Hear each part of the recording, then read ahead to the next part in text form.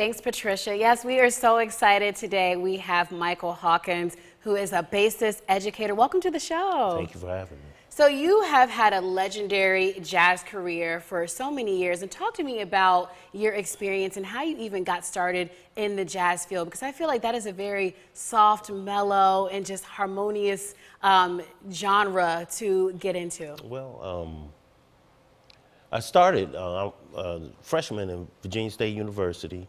My advisor, Mr. James Holden, gave me a couple of tapes to listen to, and initially I couldn't stand it initially. You know, I listened to one, listened to the other one, because I came to Virginia State. I wanted to be a go-go all-star coming up from Alexandria, D.C. area, and eventually over time, by my sophomore year, I had erased all the other tapes that he gave me, but I kept one. And moving to the dorm the next year, I found it, I listened to it, and then that's when everything just changed from that moment, you know. And from that moment, during school, especially during my time at Virginia State, I was just obsessed with the music, you know, and to the point I almost ended up failing. Failing out, you know. Well, you found the love of music in college, and we talked prior to this and have some similarities, and I understand that feel of go-go and wanting to have that vibe, but you're not doing this alone. You have a brotherhood who really performs with you all throughout the country. So talk about the importance of having that community in music. Well, I have some of three of the greatest musicians on the planet, and you may be wondering, how do I know they're the greatest on the planet? Because I've been around the planet, okay? And Dr. Weldon Hill plays the keyboard.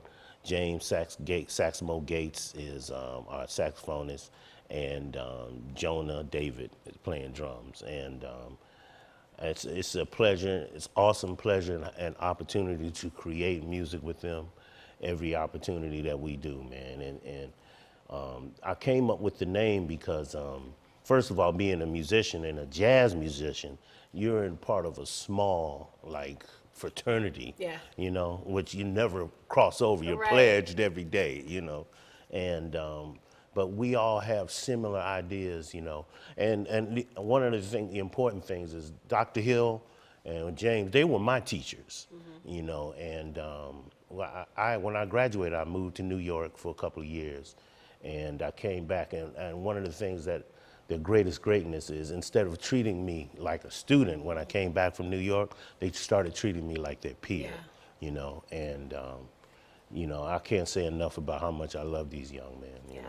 I love that. I think it's important to have that community in music. And I want to talk about your current project, On Bass with Michael Hawkins. Explain the inspiration behind this project. I know you have a very special song, March of the Oompa Loompas, which we're going to hear soon. Talk to me about that. Well, the inspiration came, this is something I've been talking for the past 20 years or so about how I'm going to do a CD, blah, blah, blah, blah. And I just finally woke up and said, I need to get it done. And I came up with the name when I was on the road playing with pianist Cyrus Chestnut, and before we start, the MC would say, and on bass, Michael Hawkins. So, and since that's my introductory to the nation and the world in jazz, you know, I just entitled it On Bass, you know. We have just a minute left. Talk to me about how you want people to feel after experiencing a performance from Michael Hawkins and the Brotherhood. You know, a lot of people, you know, I want them to just grab something emotional. My mission is to evoke some emotional from my audience, you know. And I understand if I can I can grab one person emotionally, then, you know, then I feel like my work is done, you know, Amazing. Well, we have your information, and I know you perform on stages all over the world, but here you are going to perform on our stage right after this break.